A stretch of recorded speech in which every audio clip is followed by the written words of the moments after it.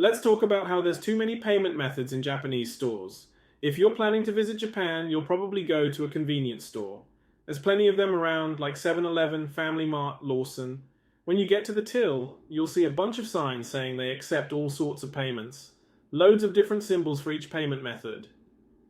First timers in Japan might get confused seeing all that. It's hard to tell which is which. Even as a local, I find it confusing too. I don't know half of what they all are either. I visited Sydney, Australia not long ago. They had lots of convenience stores called Ezimart, but unlike Japan, they don't have a ton of payment symbols at the register. I don't remember seeing anything like that in Sydney. In Sydney, you can use your credit card nearly everywhere, even to pay for public transport. I found that so amazing. In Japan, you can't use your card to ride the train. Instead, you charge a card called Suica with money. You tap the Suica to ride the train, but you can't do that with a credit card here. I spent a week in Sydney without needing cash at all. On the flip side, Japan's pretty behind with cashless payments. We've had credit cards for a while, but it's only recently that places like 7-Eleven started accepting them. 10 years ago, you couldn't use a card at the convenience store.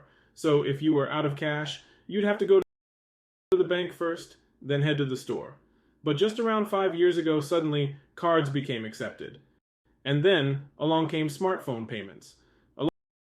Alongside the rise of smartphones came things like Apple Pay, and now there are countless types of pay services. I remember when more and more convenience stores started taking these payments, but now there's almost too many to keep track of. All the payment icons cluttering up the register.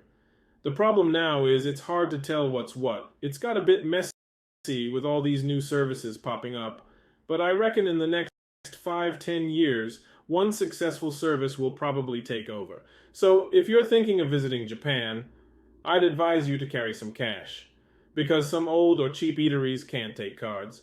You might get told it's cash only, and sometimes places will only take cards during dinner, not lunch. So as long as you have cash and a card, you should be able to shop or eat pretty much anywhere. I reckon that should cover it. Although very rarely in Tokyo Center, you'll find places saying they only do card and smartphone payments, no cash. But it's pretty rare. You can use cash pretty much anywhere.